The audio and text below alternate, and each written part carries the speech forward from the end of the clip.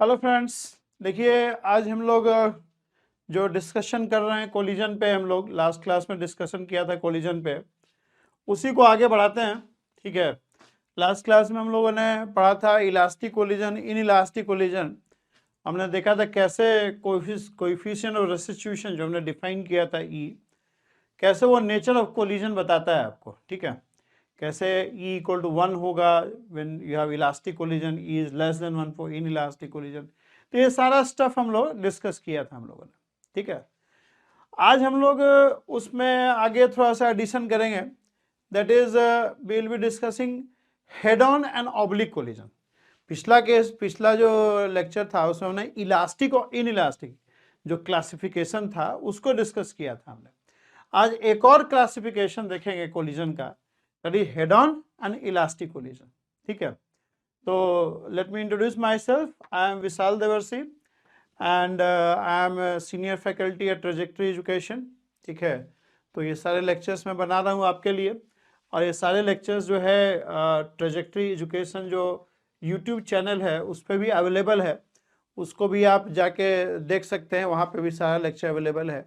तो उसको आप अगर लेक्चर्स आपको यूज़फुल लगे आप सब्सक्राइब कर सकते हैं, लाइक भी कर सकते हैं, और बाकी लोगों को बता भी सकते हैं, शेयर भी कर सकते हैं। ठीक है, तो एक बार देखिए वहाँ पे जाके। ठीक है, and we are also putting this lectures on our mobile app T Vidya learning app. ठीक है, so let's come to the topic. ठीक है, लास्ट क्लास में हम लोगों ने ये सारा डिस्कस किया था इलास्टिक इन इलास्टिक कोलिजन। तो I will advise you before you see this lecture of oblique collision, आप ये जरूर एक बार लेक्चर देख लें पूरा, तो आपको बेहतर समझ में आएगा। ये ऑब्लिक कोलिजन का क्वेश्चन है, ठीक है। उसके पहले let me tell you what is oblique collision. ठीक है, लास्ट क्लास में हम लोगों ने क्लासिफिकेशन देखा था इलास्टिक और इन इलास्टिक कोलिजन का। आज हम लोग स्टडी करेंगे head on and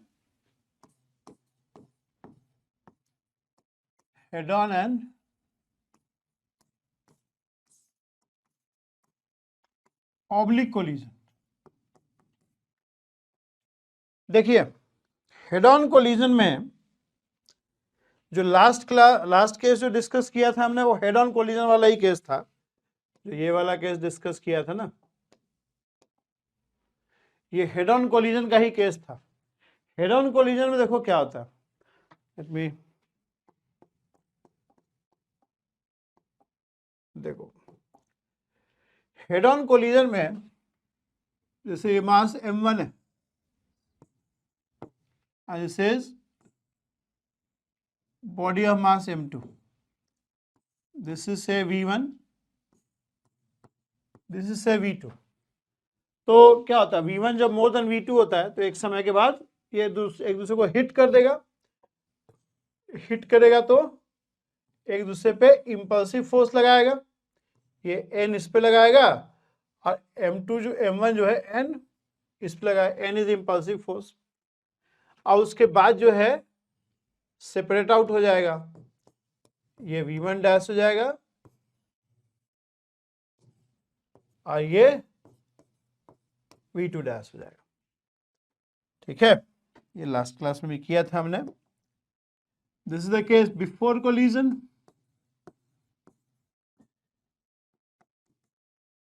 this is during collision,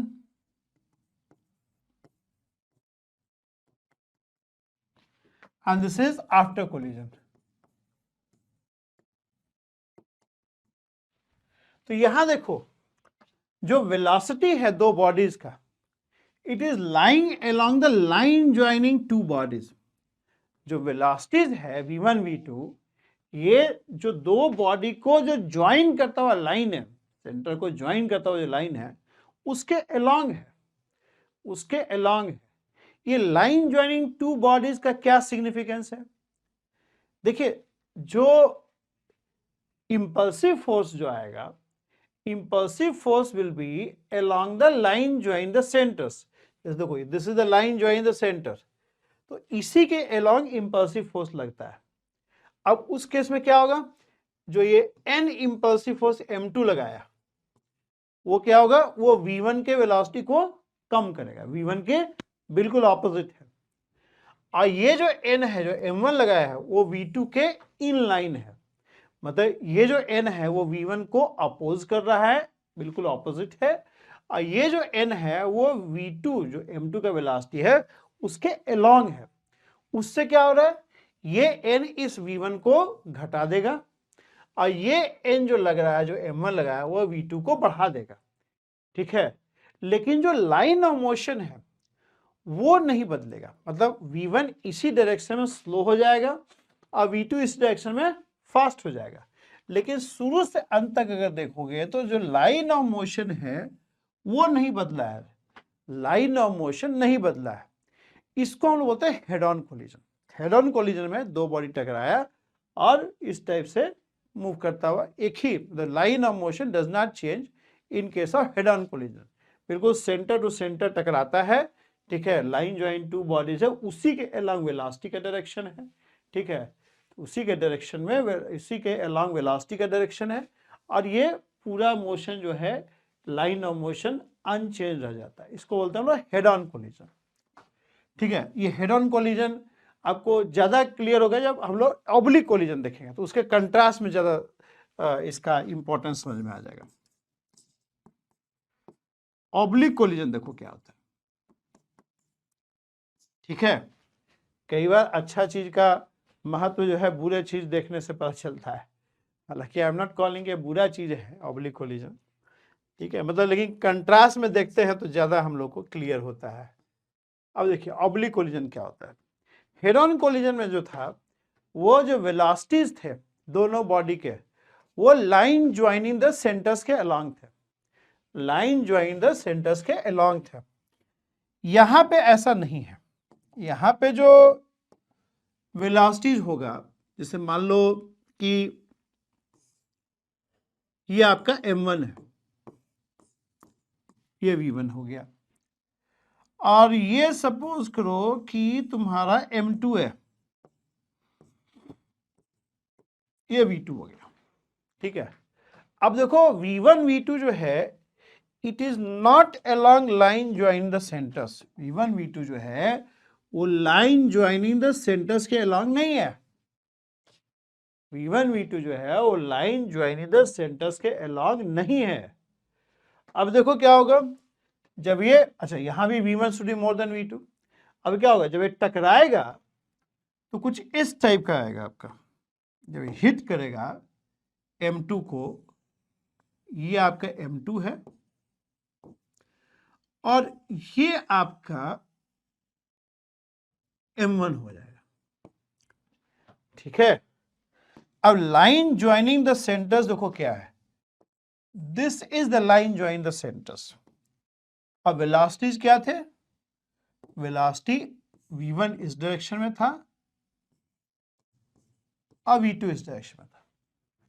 तो ये v1 v2 है, ये लाइन ज्वाइनिंग द सेंटर्स के अलोंग नहीं है। तो क्या होगा उस केस में, जब ये हिट करेगा तो जो इंपल्सिव फोर्स एक दूसरे पे ये लोग लगाएगा, तो m2 जो इंपल्सिव फोर्स m1 पे लगाएगा वो इस डायरेक्शन में लगाएगा और m1 जो इंपल्सिव फोर्स लगाएगा वो इस डायरेक्शन में लगाएगा। मतलब m2 जो इंपल्सिव फोर्स लगाया वो इस डायरेक्शन में लगाया और m1 जो इंपल्सिव फोर्स लगाया वो इस डायरेक्शन में लगा दिया। समझ में आ रहा है आपको? ठीक है, उससे क्या होगा, ये इंपल्सिव फोर्स जो है इसका, मान लो ये डायरेक्शन थीटा है, ये मान लो डायरेक्शन थीटा है। अब देखो क्या होगा उससे, उससे होगा ये कि इस n का इंपल्सिव फोर्स का दो कंपोनेंट देख सकते हो, एक n cos थीटा, एक n sin थीटा। तो ये जो n cos थीटा होगा वो v1 के वेलोसिटी को कम कर देगा। ये कलर दिख रहा है जी, ये यूज करें, ये दिखेगा। ये जो n cos थीटा इसके लॉन्ग है, वो n cos थीटा क्या करेगा, ये n cos थीटा v1 को कम करेगा। जो इंपल्सिव फोर्स m2 ने लगाया ना n इस डायरेक्शन में, इसका एक कंपोनेंट जो है वो v1 को कम करेगा और n sin थीटा जो है वो एक एडिशनल कंपोनेंट क्रिएट कर देगा।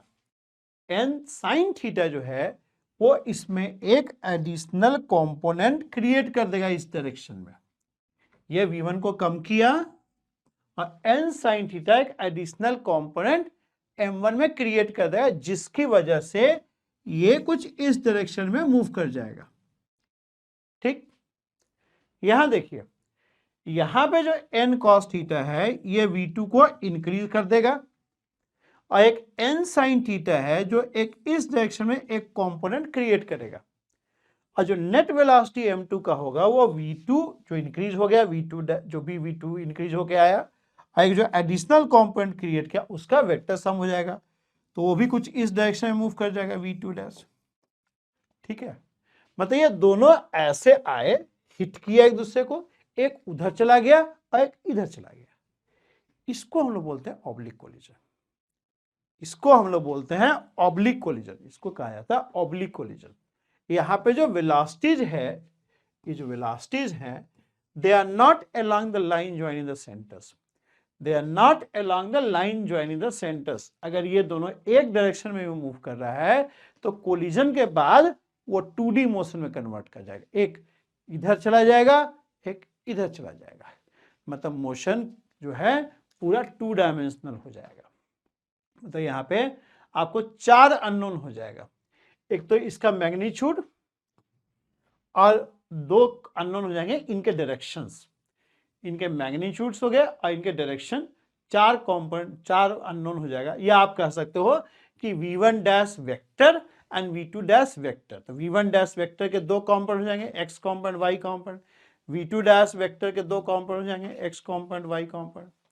इस तरह से हम लोग कर सकते हैं। ठीक है, तो अब निकाला जाए, देखा जाए कैसे निकालेंगे। 4 कंपोनेंट हो गया। पहले तो देखो हेड ऑन कोलिजन में 2 ही आपका अननोन था ना जी, डायरेक्शन तो क्लियरली डिफाइंड था। अब यहाँ पे 4 अननोन हो गया, एक ये φ1 और यहाँ पे एक φ2, V1 dash V2 dash magnitude, अब φ1 φ2 जो है डायरेक्शंस हो गया, φ1 φ2 डायरेक्शंस हो गया। ठीक है, तो इस तरह से हम लोग, अब देखो, अब इसमें आपको 4 इक्वेशन, देखो यहाँ पे कम अननोन था, यहाँ पे अननोन ज्यादा है, मैग्नीट्यूड और दोनों के डायरेक्शन, डायरेक्शन में यहाँ क्लियर नहीं है ना, यहाँ पे डायरेक्शन क्लियर था, तो यहाँ 4 अननोन्स रहेंगे, तो 4 आपको इक्वेशन जनरेट करना पड़ेगा। और हम आपको बताते हैं कि कैसे वो 4 इक्वेशन जनरेट होंगे। इसको ध्यान से आप थोड़ा समझिए कि कैसे ये चारों अननोन के लिए 4 इक्वेशन जनरेट होगा, जिससे ये वैल्यू निकल जाएगा। देखिए, so we are seeing oblique collision.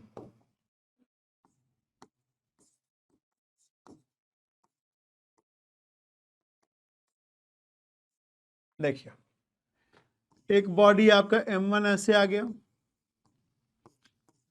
V1 velocity से मूव कर रहा है, ये M2 हो गया, V2 वेलोसिटी से मूव कर रहा है। अब जब दोनों हिट करेंगे, they will come in contact, M1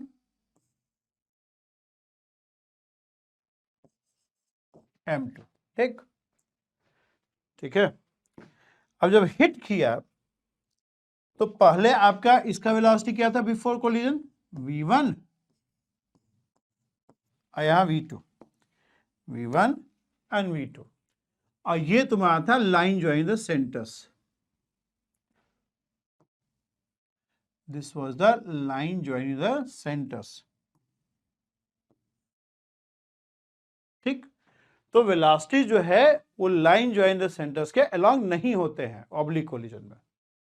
ठीक है, अब देखो, अब आपको अननोन क्या है, V1 डैश, V2 डैश और इनके डायरेक्शंस, 4 अननोन्स हैं, V1 dash, V2 dash and direction. अब एक चीज समझो, अब चूंकि हम लोग को V1 डैश वेक्टर और V2 डैश वेक्टर निकालना है, तो एक काम करो, आप इसमें पहले आप कोऑर्डिनेट सिस्टम ड्रॉ कर लो। आप पहले कोऑर्डिनेट सिस्टम ड्रॉ कर लो, क्योंकि देखो कंपोनेंट का बात तभी कर सकते हैं ना जब कोऑर्डिनेट सिस्टम डिफाइन करेंगे हम लोग। जैसे V1 डैश वेक्टर और V2 डैश वेक्टर के कंपोनेंट हम लोग तभी बात कर सकते हैं जब हम लोग कोऑर्डिनेट सिस्टम को डिफाइन करेंगे। अब कोऑर्डिनेट सिस्टम चूज करना हमारा स्वतंत्र है, हम उसके लिए फ्री हैं, कैसा भी कोऑर्डिनेट सिस्टम हम लोग ले सकते हैं। ठीक है, तो पहले कोऑर्डिनेट सिस्टम डिफाइन कर लिया जाए। तो मैं अब आपको जैसे बताता हूं वैसे करना, ठीक है, ज़्यादा दिमाग मत लगाना अपना। ठीक है, तो पहला काम करना है कि इनका जो कॉमन टेंजेंट है,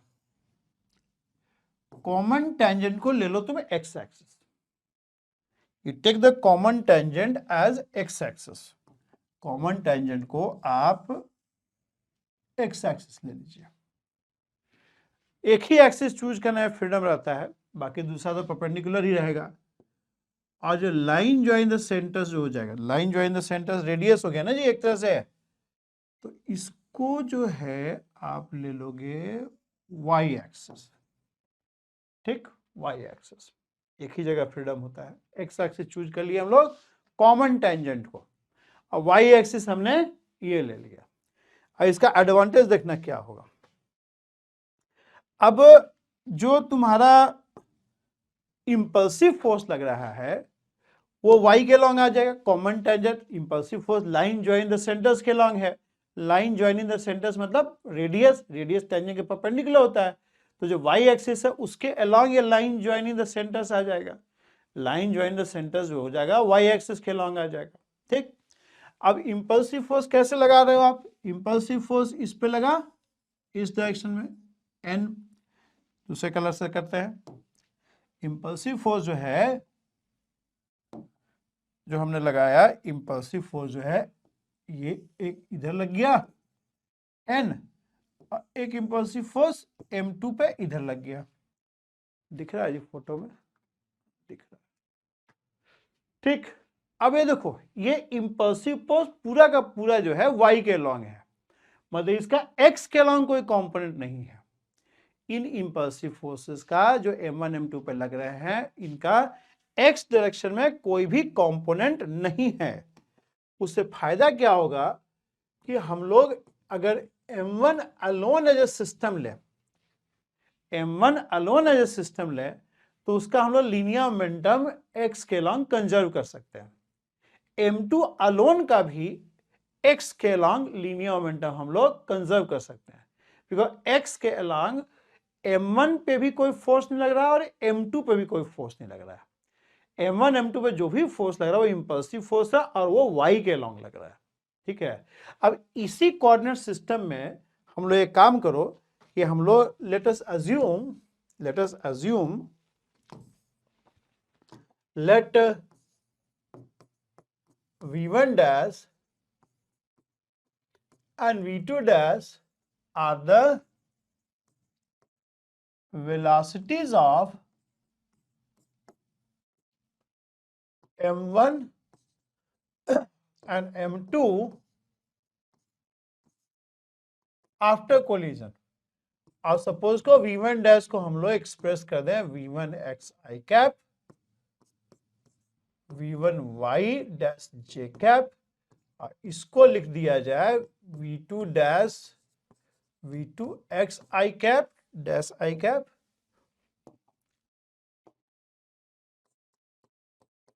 plus v2 y dash j cap. ठीक है, हम लोग कॉम्पोनेंट फॉर्म में इसको लिख दिया। अब चूंकि m1 m2 पे x के लॉन्ग कोई भी फोर्स नहीं लग रहा है, इंपल्सिव फोर्स सारा का सारा y के लॉन्ग है, तो हम लोग m1 अलोन का लीनियर मोमेंटम x के लॉन्ग कंजर्व कर सकते हैं। m1 अलोन का लीनियर मोमेंटम, अच्छा ये आपको दे देगा थीटा। ठीक है, m1 अलोन का लीनियर मोमेंटम x डायरेक्शन में क्या है, m1 v1 x डैश, इसका लीनियर मोमेंटम x के लॉन्ग बिफोर कोलिजन क्या था, v1 साइन थीटा, नहीं m1 v1 साइन थीटा, नहीं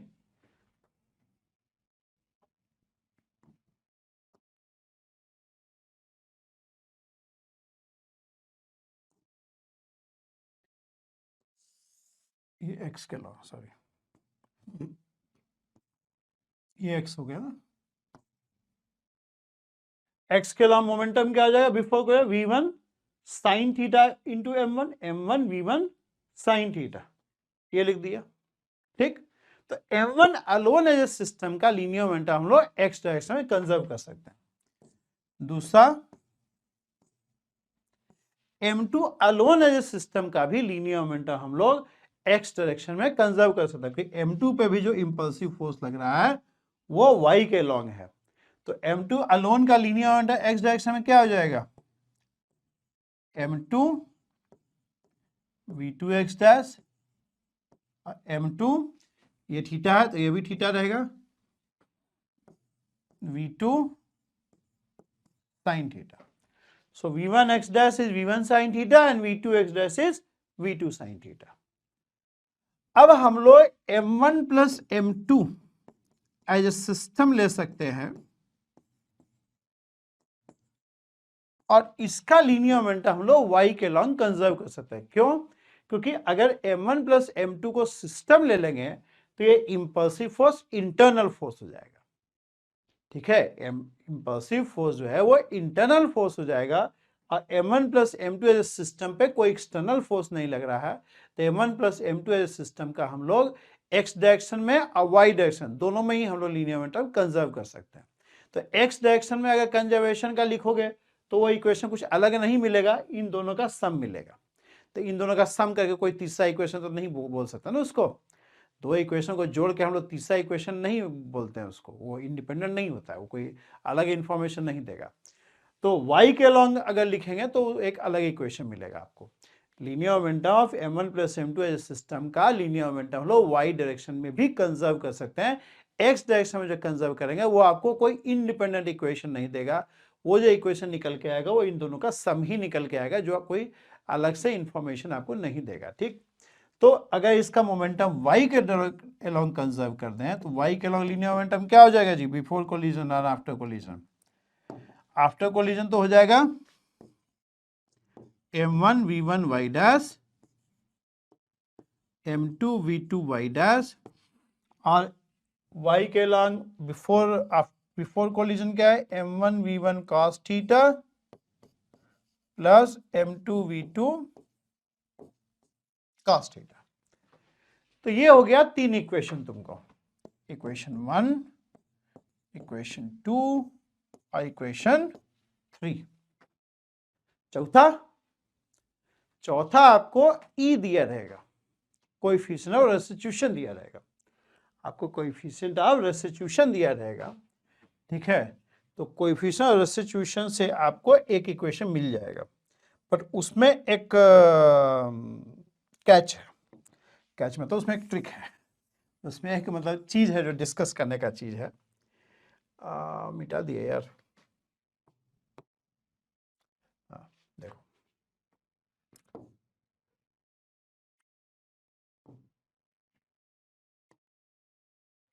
देखो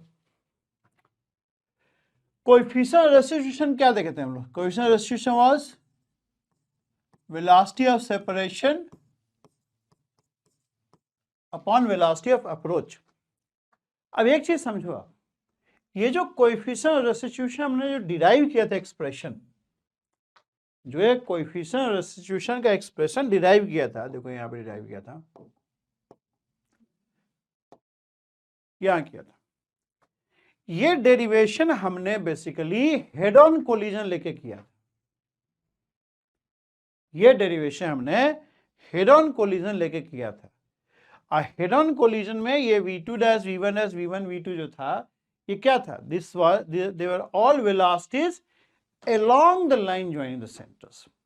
हेड ऑन कोलिजन में ये जो वेलोसिटीज के बीच में हम लोग को जो रिलेशन मिला था, ये रिलेशन जो मिला था या ये रिलेशन जो मिला था हम लोग को, ये सारे जो वेलोसिटीज हैं they are velocities along the line joining the centres, और you can say they are velocities along the impulsive force, along the line containing impulsive force।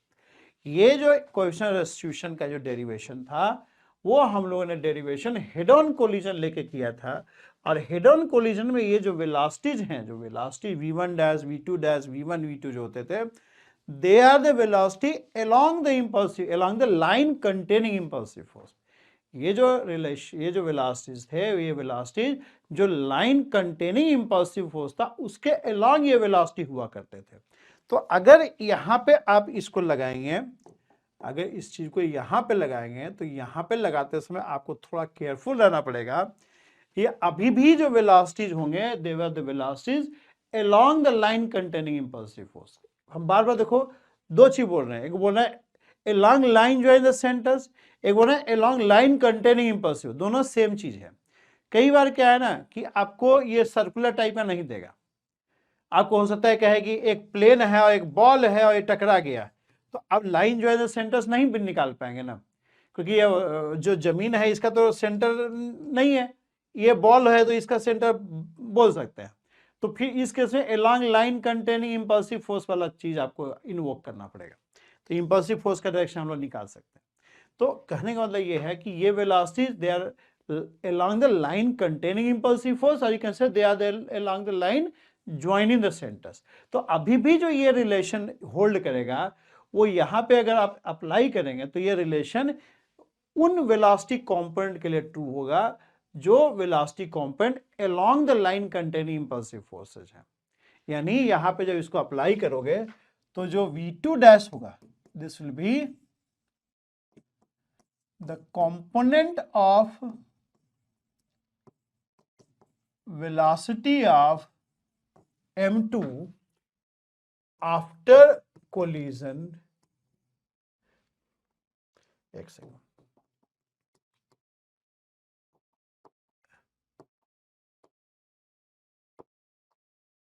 m2 along line containing, इसको मिटा दीजिए, ये यहां लिख देते हैं, चलो छोड़ो इसको, यहां लिखो, अच्छा यहां लिखो, V2 डैश क्या है, V2 dash is component of velocity of m2 along, ये बहुत इंपॉर्टेंट है, थोड़ा ध्यान देना है इस पे हम लोग को, along line containing impulsive force, line containing after collision। V1 dash क्या है, V1 dash is component of velocity of m1 along line containing impulsive force after collision। V2 क्या है, component of velocity of m2 along line containing impulsive force before collision। अच्छा, V1 क्या है, component of velocity of m1 along line containing impulsive force before collision। Clear है? ये जो relation आएगा आपका वो उन वेलोसिटी कंपोनेंट के लिए होल्ड करेगा जो लाइन कंटेनिंग इंपल्सिव फोर्स के अलोंग है। तो अगर यहां पे ये चीज देखा जाए तो V2 डैश क्या है, component of velocity of m2 along line containing impulsive force. यहां पे line containing impulsive force same है लाइन ज्वाइन द सेंटर्स, यहां सेंटर दिख रहा है तो हम लोग इसको लाइन ज्वाइनिंग सेंटर्स भी बोल सकते हैं। तो इसके अलोंग m2 का क्या कंपोनेंट है जी, m2 का वेलोसिटी का जो component line containing impulsive force के अलोंग है आफ्टर कोलिजन, वो क्या हो जाएगा, ये हो जाएगा V2y डैश, और V1 डैश क्या हो जाएगा, ये हो जाएगा V1y डैश, V1y डैश। ये वेलोसिटी कंपोनेंट हो जाएंगे after collision along line containing impulsive force. ठीक, V1 क्या हो जाएगा, along line containing impulsive force V1 cos theta, ये क्या हो जाएगा V2 cos थीटा। तो यहां से आपको चौथा इक्वेशन जनरेट हो जाएगा। बिल्कुल ऐसे ही करना है, कभी कोई दिक्कत नहीं आएगा, कभी भी कोई इशू नहीं आएगा, आप हमेशा ही सवाल को कर पाएंगे। समझ में आ रहा है जी? कैसे एक्स एक्सिस लेंगे, कैसे वाई एक्सिस लेंगे, क्या ई में जो ये वेलोसिटीज हो क्या है, वो समझ में आ रहा है, ठीक है। Okay, let's see some question on it. ये क्वेश्चन देखिए, सी दिस क्वेश्चन, क्या बोला है, a ball of mass m hits the floor with velocity v making angle of incident theta with normal.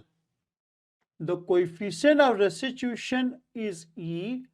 Find the speed of reflected ball and angle of reflection, ये theta dash कर दो यार, ठीक है, theta dash.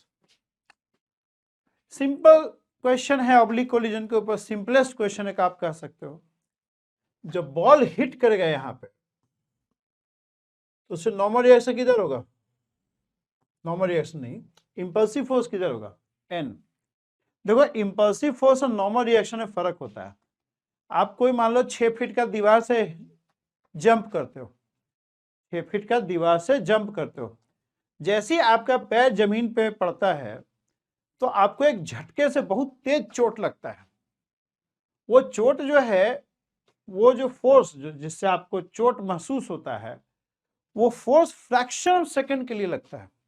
वो force आपके ऊपर fraction of second के लिए लगता है, और उस फ्रैक्शन ऑफ सेकंड पे वो फोर्स काफी हाई होता है, और वो फ्रैक्शन ऑफ सेकंड के लिए आपके फीट पे लगता है, और वो हाई होता है और फ्रैक्शन ऑफ सेकंड के लिए लगता है, तो उसका जो प्रोडक्ट है फोर्स इंटू डेल्टा टी वो फाइनाइट है, ठीक ठाक है, और उसकी वजह से आपका मोमेंटम जो mv था वो गिरते ही 0 हो जाता है। तो जो फ्रैक्शन ऑफ सेकंड के लिए जो फोर्स लगता है जिससे आपको चोट का एहसास होता है, वो इंपल्सिव फोर्स है। और उस फ्रैक्शन ऑफ सेकंड के बाद जो आप ऐसे खड़े हो जाते हैं और जो फोर्स लगातार लगता रहता है, वो आपका नॉर्मल रिएक्शन है। बात समझ में आ रहा है आपको? आप जैसे हम ऐसे खड़े हैं तो हमारे ऊपर नॉर्मल रिएक्शन लग रहा है, हम 6 फुट का हाइट से भी कूद जाएंगे तब भी हम खड़े रहेंगे ऐसे, मान लो नहीं गिरते हैं, सपोज करो ऐसे खड़े रहेंगे।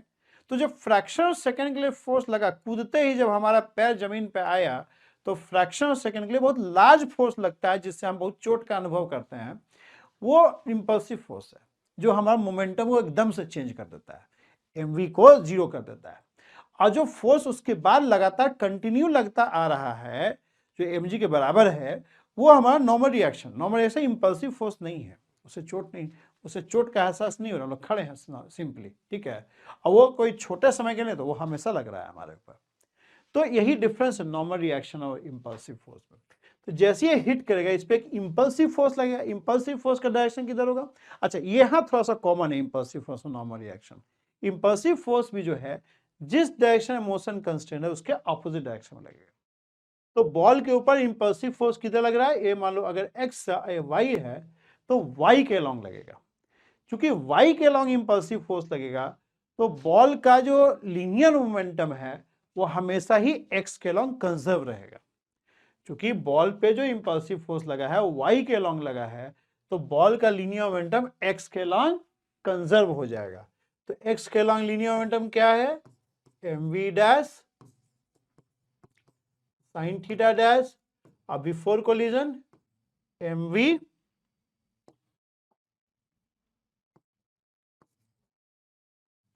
साइन थीटा, ठीक। दूसरा इक्वेशन आपका आ जाएगा कोएफिशिएंट रेस्टिट्यूशन से। कोएफिशिएंट रेस्टिट्यूशन क्या है, v2 dash minus v1 dash v1 minus v2। ये डैश वाला जो है आफ्टर कोलिजन है, और विदाउट डैश जो है बिफोर कोलिजन है। तो अगर ये बॉल को हम बॉडी नंबर 1 मान लें और सरफेस को बॉडी नंबर 2 मान लें, तो सरफेस तो शुरू में भी रेस्ट पे था, बाद में भी रेस्ट पे है, तो ये v2 डैश और v2 दोनों ही 0 रहेगा। Before collision also it was at rest, after collision also it is at rest, ठीक है। अच्छा, इसको जब लिखते हैं तो थोड़ा सा कोऑर्डिनेट्स का ध्यान रखना है, ये x है y है। अगर इस डायरेक्शन को पॉजिटिव लोगे तो इस डायरेक्शन को नेगेटिव लेना पड़ेगा। वेलोसिटी क्या है, they are the velocity component along line containing impulsive force. ध्यान रखिए, ये जो वेलोसिटीज है ये हेड ऑन कोलिजन मानते हुए निकाला गया था एक्सप्रेशन। तो ये हमेशा ही जो रिलेशन दिया है वो velocity component along line containing impulsive force के अलोंग दिया है। तो अभी भी यहाँ जो वेलोसिटीज हैं they are velocity component along line containing impulsive force. तो v2 डैश तो 0 है, वॉल का है, सरफेस का है। v1 डैश क्या है? v1 डैश हो गया आपका v डैश का along line containing impulsive force के along velocity। तो ये क्या हो जाएगा? v dash cos theta dash, upward है तो पॉजिटिव ले रहे हैं अपवर्ड को, तो लिखेंगे v dash cos theta dash. v1 क्या है? ये इधर हो जाएगा ना velocity component, v cos theta, but ये v cos थीटा डाउनवर्ड है, तो चूंकि अपवर्ड को आपने पॉजिटिव लिया है तो डाउनवर्ड को आपको नेगेटिव लेना पड़ेगा। ठीक, तो यहां से हो जाएगा v dash cos theta dash is ev cos theta, यहां से कैंसिल कर देंगे। अब अगर इसको मान लो 1 और इसको मान लो 2 और 1 और 2 डिवाइड कर दोगे तो आ जाएगा क्या? tan theta dash is tan theta by E, तो यहां से निकल गया आपको theta dash. Theta dash is basically tan inverse, और v डैश भी निकाल लेंगे, 1 स्क्वायर प्लस 2 स्क्वायर कर देंगे और ऐड कर देंगे, हो जाएगा v dash equals to v जोड़ देना sine square theta plus E square cos square theta. ठीक, इस टाइप से आ जाएगा। समझ में आ रहा है जी? कोलिजन इंपॉर्टेंट टॉपिक है, कोलिजन इंपॉर्टेंट टॉपिक है, इसको करिए बढ़िया से, समझते समझते। ओके, लेट्स मूव अहेड, अगला क्वेश्चन करते हैं हम लोग। ये देखिए, ये क्वेश्चन फेमस है थोड़ा, क्वेश्चन पढ़ना है पहले अच्छे से, ठीक है? एकदम से क्वेश्चन देखते ही एकदम टूट नहीं पढ़ना है, क्वेश्चन पहले ढंग से पढ़िए, पढ़ने में ही आधा क्वेश्चन हो जाएगा आपका। देखो क्या लिखा है, two smooth sphere A and B of equal radius but masses small m and capital M. Two sphere है ए और बी जिसका रेडियस सेम है, अब मासेस जो है स्मॉल एम और कैपिटल एम है, are free to move on a horizontal table, horizontal table पे मूव करने के लिए फ्री है, ठीक है, हॉरिजॉन्टल प्लेन में है मतलब। A is projected with velocity u towards B which is at rest. A is projected with velocity u towards B which is at rest. B जो है रेस्ट पे है। On impact, line joining the centers is inclined at an angle theta to the velocity of A before impact. जो velocity of A, मान लो suppose करो कि ये आपका A है और ये तुम्हारा B है, तो जो लाइन ज्वाइनिंग द सेंटर्स है, ठीक है, इससे ये जो U है वो एंगल थीटा बना रहा है, ठीक है, मतलब B रेस्ट पे था और A जो है ना इधर से प्रोजेक्ट किया था हमने U से,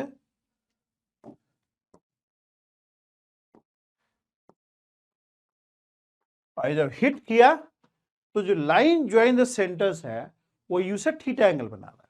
समझ में आ रहा है आपको? क्वेश्चन नहीं दिया कि on impact line joining the centres is inclined at an angle theta to the velocity of A before impact. If E is the coefficient of restitution between the spheres, find the speed with which B begins to move. ठीक, if A's path after impact is perpendicular to its path before impact, so that this relation holds. Same आपको मैंने आपको बताया था clearly कि देखो जब भी ये सवाल करोगे तो पहले तो कोऑर्डिनेट सिस्टम ले लेना, इसको ले लो x, दूसरा रंग से करते हैं, देखो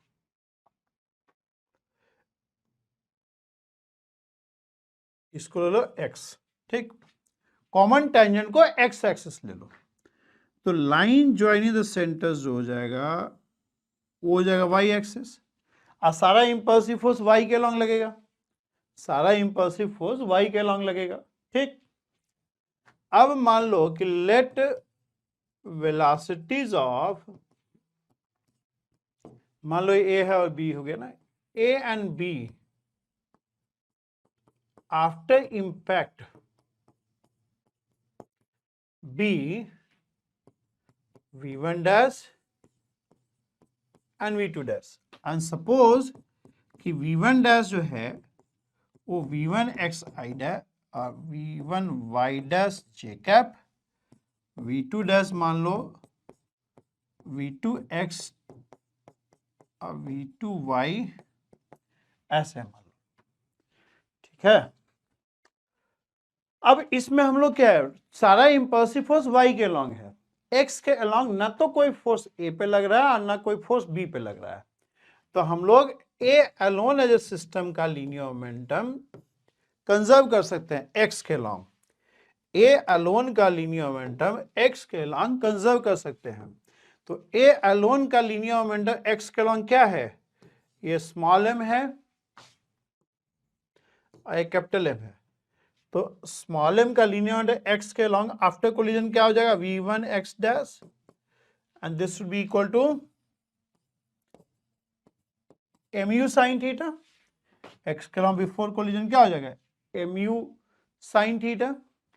सिमिलरली b अलोन का लीनियर मोमेंटम हम लोग x के अलॉन्ग कंजर्व कर सकते हैं, b अलोन का लीनियर मोमेंटम x के अलॉन्ग क्या हो जाएगा, m v2 x डैश, और बिफोर कोलिजन क्या है, देखो b रेस्ट पे था, before collision linear momentum b का 0 है, ठीक है, यानी इससे समझ में आ रहा है कि v2 x डैश 0 है। और ये समझने के लिए हम लोग को इतना इक्वेशन लिखने का जरूरत नहीं है, क्यों नहीं है, वो इसलिए नहीं है कि देखो b रेस्ट पे था, जब कोई बॉडी रेस्ट पे होता है तो जिस डायरेक्शन में आप फोर्स लगाते हैं उसी डायरेक्शन में वो मूव कर जाता है। कोई बॉडी रेस्ट पे रहेगा, कोई बॉडी मान लो रेस्ट पे है, तो इसको जिधर भी हिट करोगे ना उधर ही चला जाएगा, जिधर हिट करोगे उधर ही वो मूव कर जाएगा। ये चीज तब ट्रू नहीं है कि अगर मान लो कोई बॉडी एम है और ये मोशन में है और अब मान लो हम इधर हिट किए, तब हम नहीं कह सकते हैं कि जिधर हिट किए उधर ही वो चला जाएगा, ऐसा नहीं होगा। बात समझ रहे हो, ये तभी होगा जब बॉडी रेस्ट पे रहेगा, तो जिधर आप हिट करोगे उसी फोर्स के अलॉन्ग मोशन हो जाएगा, उसी फोर्स के अलॉन्ग वेलोसिटी हो जाएगा। लेकिन अगर पहले से ही कोई वेलोसिटी है और इसको आप ऐसे हिट कर रहे हो, तो हिट करोगे तो क्या होगा, इसका एक्सेलरेशन इधर होगा, इस एक्सेलरेशन का जो कंपोनेंट वेलोसिटी के अलॉन्ग होगा वो तो इसको बढ़ा देगा, और एक एक्सेलरेशन कंपोनेंट वेलोसिटी के परपेंडिकुलर होगा जो कि एक नया कंपोनेंट क्रिएट करेगा, और ये कंपोनेंट मिलके किसी थर्ड डायरेक्शन में मूव करेगा फिर ये, ठीक है। तो एक चीज समझिए, फिजिक्स में रियल लाइफ में भी अगर कोई बॉडी रेस्ट पे है तो जिस डायरेक्शन में आप फोर्स लगाते हैं उसी डायरेक्शन में वो मूव कर जाता है। अब यहाँ बी रेस्ट पे है, अब बी पे फोर्स कौन लगा रहा है, इंपल्सिव फोर्स लग रहा है जो ए लगा रहा है, a long line join the centres. तो चूंकि वो बी रेस्ट पे है तो जिस डायरेक्शन में इंपल्सिव फोर्स होगा उसी डायरेक्शन में वो मूव कर जाएगा।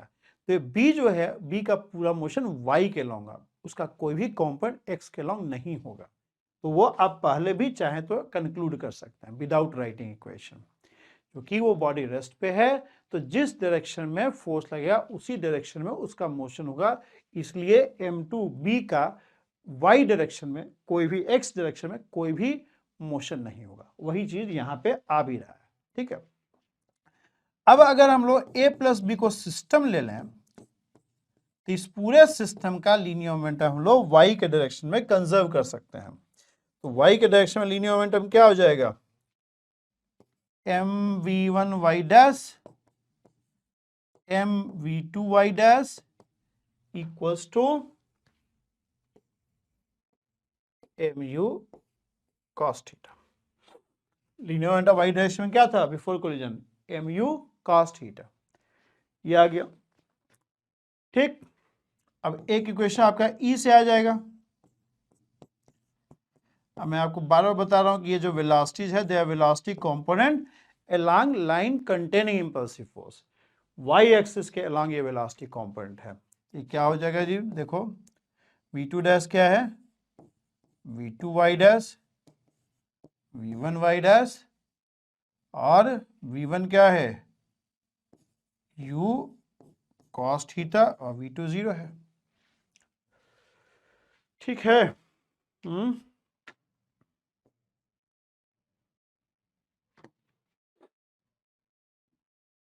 ठीक, यहां से v1 x डैश निकल गया,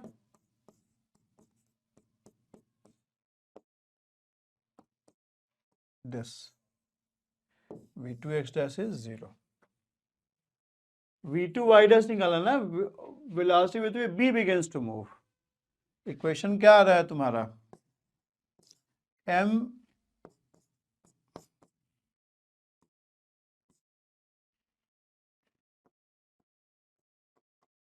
equals to mu cos theta, और यहां से क्या आ रहा है, minus of v1 y dash plus v2 y dash is,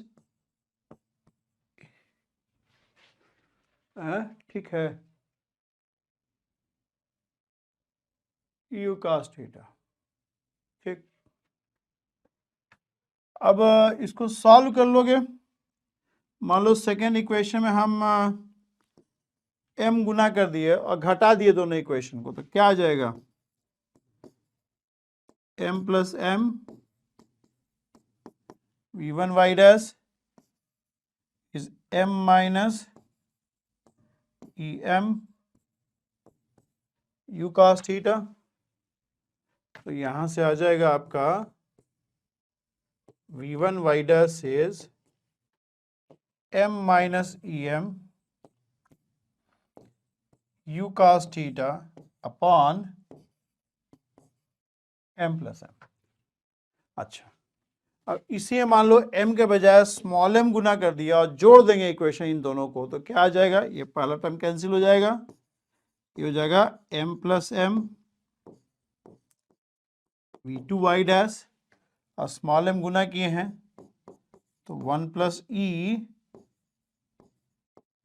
mu cos theta. तो यहां से आ जाएगा हमारा v2 y dash is 1 plus e mu cos theta upon this. ठीक है, ये आपका v2 y डैश आ जाएगा, v1 y डैश नहीं जरूरत था निकालने का, निकाल दिया, लेकिन फिर भी ये आ जाएगा। अब देखो टेल पीस क्या बोल रहा है क्वेश्चन का, तो मेन तो ये आ गया आपका। ठीक है, ये आंसर आ गया। टेल पीस देखो क्या है, if A's path after impact is perpendicular to is path before impact. A का पाथ आफ्टर इम्पैक्ट जो है, अगर मान लो ये perpendicular to is path before impact है, ए का पाथ बिफोर इम्पैक्ट क्या था, ये था। आफ्टर इम्पैक्ट क्या बोल रहा है कि अगर मान लो पाथ ऐसे हो जाए, अगर पाथ ये हो जाए, ठीक है, तो prove that tan square theta is this. देखो पाथ जो है ना, जो नेट वेलोसिटी है, जो रिजल्टेंट वेलोसिटी होता है बॉडी का, वो हमेशा पाथ के अलोंग होता है, पाथ के टेंजेंशियल होता है। स्ट्रेट लाइन है तो हम कह सकते हैं पाथ के अलोंग है, मतलब पाथ के हमेशा रिजल्टेंट वेलोसिटी जो भी बॉडी का होता है वो हमेशा पाथ के टेंजेंशियल होता है। क्योंकि पाथ यहाँ स्ट्रेट लाइन है तो हम कह सकते हैं कि वेलोसिटी उसी डायरेक्शन में लाई करेगा। यानी अगर ये पाथ है मान लो आफ्टर इम्पैक्ट, तो आफ्टर इम्पैक्ट जो नेट वेलोसिटी होगा ना, आफ्टर इम्पैक्ट नेट वेलोसिटी जो होगा वो भी इसी डायरेक्शन में होगा, v2 डैश नहीं sorry v1 dash, v1 dash vector जो होगा वो इस डायरेक्शन में होगा।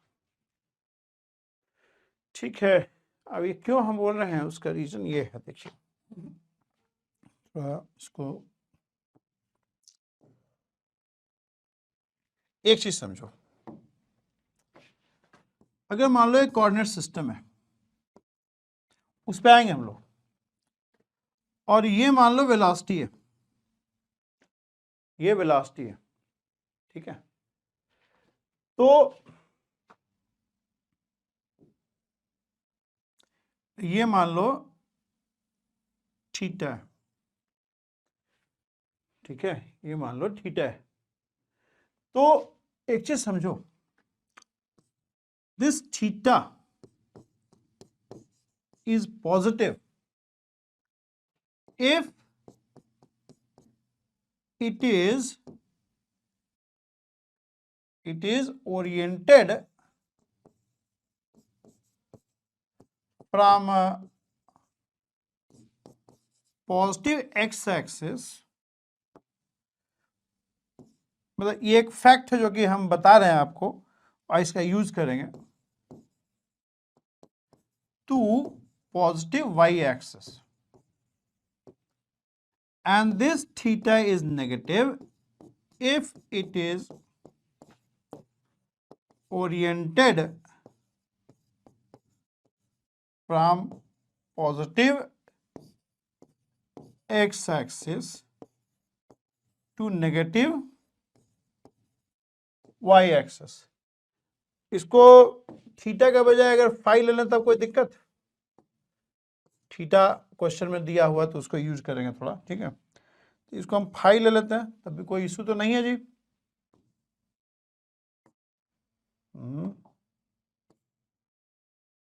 फाई ले लें तब भी कोई दिक्कत नहीं है ना। थीटा कहीं यूज करना है हम लोग को, तो इसलिए कंफ्यूजन नहीं चाहते हैं। इसको हम लोग फाई ले लो। और ये v का अगर दो कंपोनेंट है, एक कंपोनेंट हो गया vx अलोंग x एक्सिस, और ये एक कंपोनेंट हो गया अलोंग y एक्सिस, ये vy कंपोनेंट हो गया और ये vx कंपोनेंट हो गया। तो रिलेशन ये कहता है कि tan phi is equal to vy upon vx। ये रिलेशन होता है if phi is the angle which v makes with the positive x axis, then tan phi is equal to Vy upon Vx, where phi is taken to be positive if it is from positive x-axis to positive y-axis, and it is taken as negative if it is from positive x-axis to negative y-axis। ये समझ में आ रहा है जी आपको क्या मैं बोल रहा हूं? अगर हम लोग v को ऐसे लिखते हैं, v is Vx I cap plus Vy j cap, then this tan phi is equal to Vy upon Vx, where phi is the angle which V makes with the positive x-axis, where phi is the angle which V vector makes with the positive x axis. और ये angle को हम लोग positive लेंगे अगर ये angle positive X से positive Y की तरफ है, पॉजिटिव एक्स से पॉजिटिव वाई की तरफ है, और ये एंगल नेगेटिव हो जाएगा if it is from positive X to negative Y. ये काइनेमेटिक्स है, इसको ध्यान में रखिए। और अब इसको हम लोग यहां लगाते हैं, ठीक है। हमने चूंकि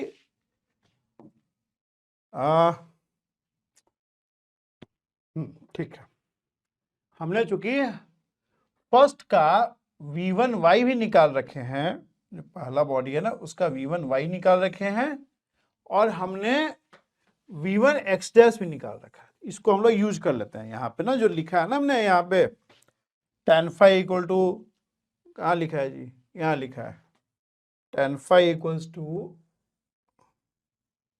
यहाँ देखो tan phi equal to vy upon vx। इसको हम लोग यूज करते हैं कि फर्स्ट बॉडी का हम v1x डैश भी निकाल चुके हैं और v1y डैश भी निकाल चुके हैं। तो यहाँ पे हम लोग फर्स्ट बॉडी के लिए लिख लें, यूज मतलब ये इसको यूज कर लेते हैं, जो एंगल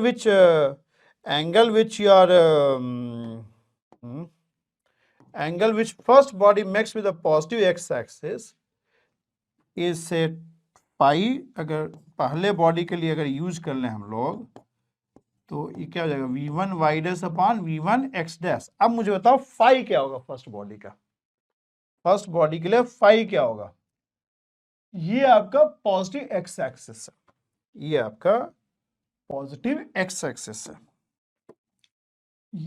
ये पॉजिटिव एक्स एक्सिस, इसके पैरेलल कर देंगे तो ये पॉजिटिव एक्स एक्सिस हो गया, और ये आपका पॉजिटिव वाई एक्सिस है। एंगल क्या है आपका, ये एंगल है, ये एंगल कितना है, ये 90 डिग्री है, ये 90 डिग्री है तो ये थीटा है, ये 90 माइनस थीटा हो जाएगा कि ये 90 डिग्री है, तो ये एंगल थीटा हो जाएगा, है ना। अब ये थीटा क्या लोगे, मतलब फाई यहाँ क्या लोगे, ये थीटा जो एंगल देखो कहां से कहां है, ये पॉजिटिव एक्स से नेगेटिव वाई की तरफ है, यानी फॉर फर्स्ट बॉडी हम लोग जो फाई एंगल लेंगे वो माइनस थीटा लेंगे। ये ध्यान दो, ये पॉजिटिव एक्स है, पॉजिटिव वाई एक्सिस है, v1 डैश कितना एंगल x से बना रहा है, थीटा एंगल बना रहा है, बट इस थीटा को नेगेटिव लेंगे, क्यों, क्योंकि ये जो थीटा एंगल बन रहा है वो पॉजिटिव x से नेगेटिव y के डायरेक्शन में सेंस है, इसका जो सेंस है, इसका डायरेक्शन जो है पॉजिटिव x से नेगेटिव y की तरफ है। तो यहाँ जो phi is the angle which v makes with the positive x axis, तो उस फाई को पॉजिटिव लेते हैं अगर वो एंगल पॉजिटिव x से पॉजिटिव y की तरफ है, और वो एंगल को नेगेटिव लेते हैं अगर वो एंगल पॉजिटिव x से नेगेटिव y की तरफ है। तो यहाँ जो फाई होगा, पता नहीं कितना आपको समझ में आ रहा है ये चीज, ठीक है, काइनेमैटिक्स इसलिए इतना इजी नहीं होता है, ठीक है।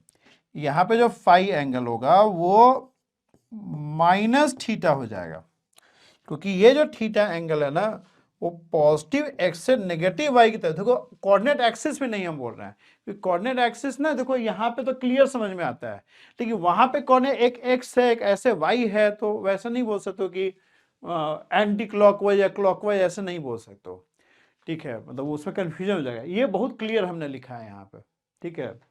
अब कितना क्लियर है आप जानते होंगे, क्योंकि देखो कई बार ना ऐसे लोग बोलते हैं कि एंटी क्लॉकवाइज है तो पॉजिटिव है, क्लॉकवाइज है तो नेगेटिव है, तो वो कई बार मिसलीडिंग हो सकता है, ध्यान दीजिए।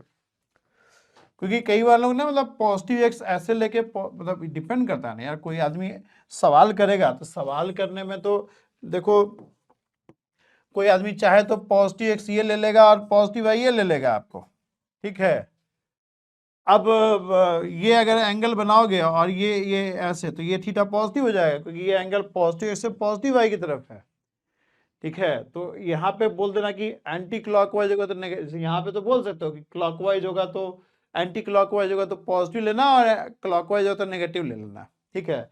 बट यही चीज यहाँ नहीं बोल पाओगे, अगर पॉजिटिव वाई कोई बंदा ऐसे लेकर सवाल कर दिया, नीचे में ले लिया पॉजिटिव वाई और राइट में ले लिया पॉजिटिव एक्स, तो फिर वो क्लॉकवाइज एंटी क्लॉकवाइज पूरा मैथमेटिक्स बिगड़ जाएगा आपका। इसलिए ऐसे देखिए, एक्स वाई चाहे जैसे भी लो, अगर वो एंगल पॉजिटिव एक्स से पॉजिटिव वाई की तरफ होगा तो वो फाई पॉजिटिव ले लेना है, और वो पॉजिटिव एक्स से नेगेटिव वाई की तरफ होगा तो उसके फाई नेगेटिव ले लेना। तो यहाँ जो है ना पॉजिटिव एक्स से नेगेटिव वाई की तरफ थीटा एंगल है, तो फाई को माइनस थीटा ले लिया। अब वी1 वाई डैश क्या है, वी1 वाई डैश देखो क्या है, थोड़ा सा दिमाग लगाइए इस पे, है ना। काइनेमैटिक्स देखने में तो ईजी होता है, बट यही सब साइन का कंफ्यूजन रहता है हमेशा उसमें। ये क्या हो जाएगा, ये v1 वाई डैश देखो क्या है, m minus E M U cos theta, और यहाँ m प्लस एम, और v1 वाई क्या है भाई, v1 वाई देखो,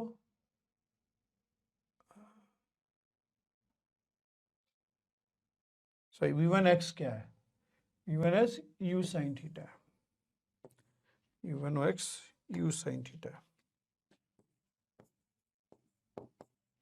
ठीक, गुड, ठीक है। अब इसको देखो क्या लिखा है, tan माइनस थीटा है तो माइनस tan थीटा हो जाएगा, यू यू कट जाएगा, m माइनस एम, ये tan स्क्वायर tan थीटा हो जाएगा, और इसको लिख सकते हो tan square theta minus N का उधर ले जाओगे तो ये हो जाएगा, ये आ जाएगा। यही प्रूफ करना होगा आपको।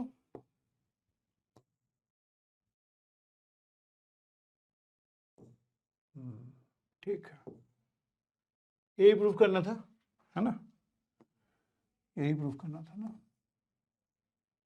यही आया है नीचे। ठीक, ओके। और अगर ये सब बहुत कंफ्यूजन लग रहा है तो फिर से सवाल कर लीजिए, आपको V1 वेक्टर का डायरेक्शन दे दिया है और फिर से इक्वेशन सारा लिखो, ये आ जाएगा आपको, जरूरत नहीं है, थोड़ा सा दिमाग लगाइए और समझिए चीज़ों को, ठीक है, भागना नहीं है कॉन्सेप्ट से। ओके,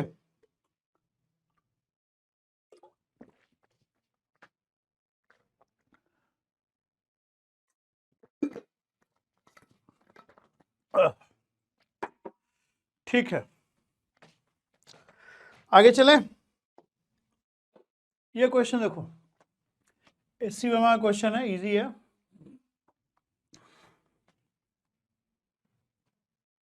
ठीक है, देखिए, a small particle travelling with velocity v, एक पार्टिकल है, collide elastically with spherical body. देखो, ऑब्लिक कोलिजन होने के लिए जरूरी नहीं कि दोनों बॉडी मतलब उसका शेप हो, मतलब उसका स्पेस में एक्सटेंशन हो, दोनों बॉडी का रिजिड होने का जरूरत नहीं है, एक बॉडी पार्टिकल भी रहेगा तभी काम चल जाएगा। दोनों पार्टिकल होगा फिर तो ऑब्लिक कोलिजन का मीनिंग नहीं है, क्योंकि उसके इसमें लाइन ज्वाइन द सेंटर्स का कोई मीनिंग नहीं है, बिकॉज पॉइंट ऑब्जेक्ट, दो पॉइंट ऑब्जेक्ट के बीच में क्या ऑब्लिक कोलिजन होगा, दो पॉइंट ऑब्जेक्ट के बीच में ऑब्लिक कोलिजन होगा तो रेडियस वगैरह चाहिए आपको उस केस में ना, ठीक है, मतलब पॉइंट ऑब्जेक्ट ऐसे भी आइडियलाइजेशन है, तो ऑब्लिक कोलिजन होने के लिए रेडियस या डायमेंशन का जरूरत होता है, तो अगर एक का भी डायमेंशन दिया हुआ है तो हम लोग ऑब्लिक कोलिजन का केस कंसिडर कर सकते हैं, मतलब जैसे हम लोग करते आ रहे हैं। देखिए, small particle travelling velocity v collides elastically with spherical body of equal mass, spherical body of equal mass है, रेडियस r दे रखा है, the centre of this spherical body is located at a distance r, ये r नहीं है भाई, ये रो है, पता नहीं r क्यों आ जाता है जी, रो हो गया ना, ये बुक से ही मैंने स्कैन मारा है, फिर भी लिखा हुआ है रो लिखा हुआ है, फिगर में अच्छा दिया हुआ है, rho less than r away from the centre. अगर रो r से बड़ा होगा तो हिट ही नहीं करेगा ना, अगर रो स्मॉल r से बड़ा होगा तो स्ट्राइक ही नहीं करेगा, कोलिजन ही नहीं होगा, ठीक है, तो रो लेस देन r होगा तभी कोलिजन होगा। Find the final velocity of two particle, ठीक है, देखो ये जाता जाएगा आगे, यहां हिट कर गया सपोज करो, अब हिट कर गया तो कॉमन टेंजेंट ड्रा कर लो यहां से, और इसको x ले लो, ये y हो जाएगा, ठीक, ये आपका वेलोसिटी v था। अब सपोज करो कि late velocities of, suppose this is 1, sorry, this is 1 and this is 2, 1 and 2 velocities of bodies 1 and 2 after collision is v1 dash and v2 dash, ठीक, and suppose v1 dash is say v1 x dash I cap, v1 y dash j cap, and v2 dash is v2 x dash I cap,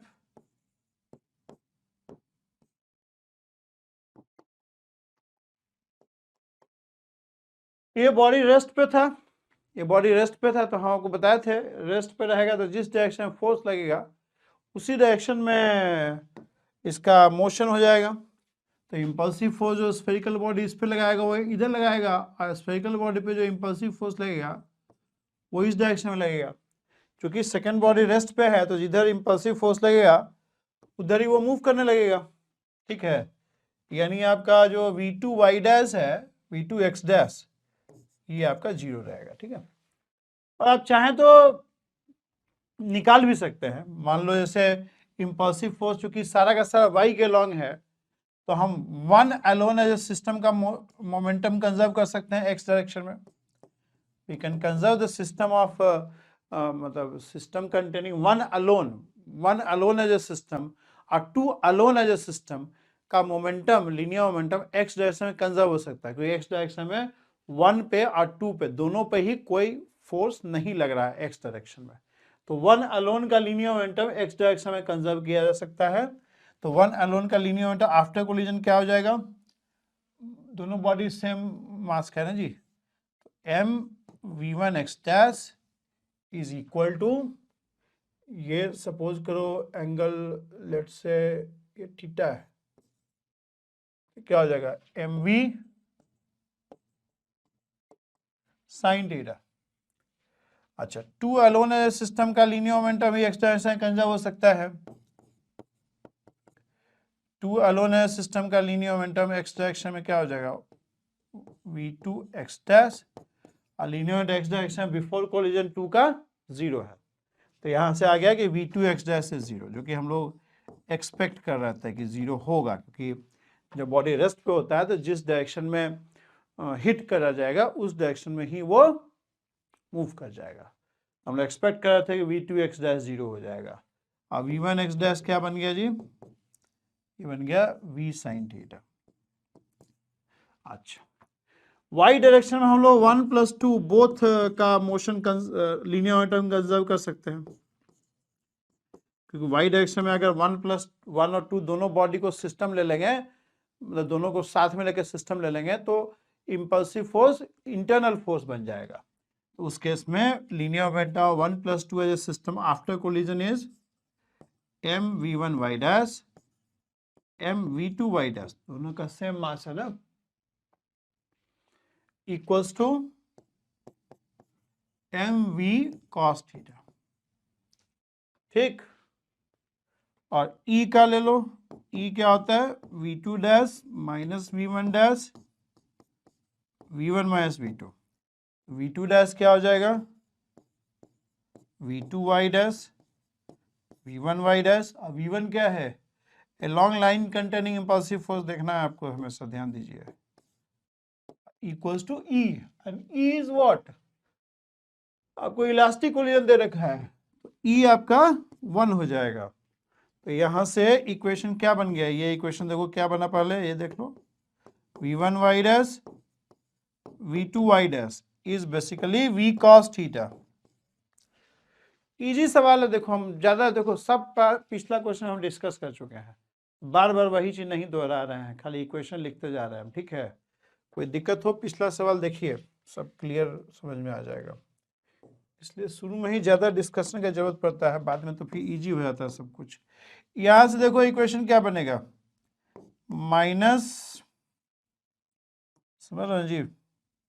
चलिए equation लिखना बता दे रहे हैं आपको, कि सारा concept discuss कर चुके हैं हम पीछे दो सवाल में. Equals to v cos theta. अब इसको सॉल्व कर लो. सॉल्व करोगे तो क्या आएगा? जोड़ दोगे तो आ जाएगा वी टू वाई डैश, ये आ जाएगा वी कॉस थीटा. ठीक है, और इसको पुट कर दोगे तो वी वन वाई डैश क्या आ जाएगा? 0, है ना. यानी एक तरह से वी वन वेक्टर हो गया तुम्हारा v sine theta i cap, और ये हो गया एक तरह से v cos theta j cap. नहीं, ये 1 जो है ये चला जाएगा आपका इधर x के लॉन्ग, और 2 जो है वो चला जाएगा y के लॉन्ग. यही आ रहा है ना. और साइन थीटा कॉस थीटा निकाल लोगे, ये ट्रायंगल कंप्लीट कर लो. ये रो हो गया, ये r हो गया. तो साइन थीटा क्या बन जाएगा? Sine theta is rho upon r, और कॉस थीटा क्या हो जाएगा?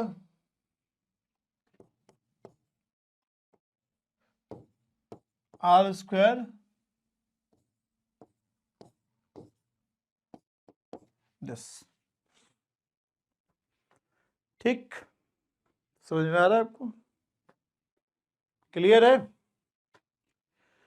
तो I think I have discuss everything in collision. बाकी सवाल का प्रैक्टिस करेंगे आगे। बाकी आपको कॉन्सेप्ट तो समझ में आ ही गया, ऑब्लिक कोलिजन क्या होता है, कैसे सवाल करते हैं।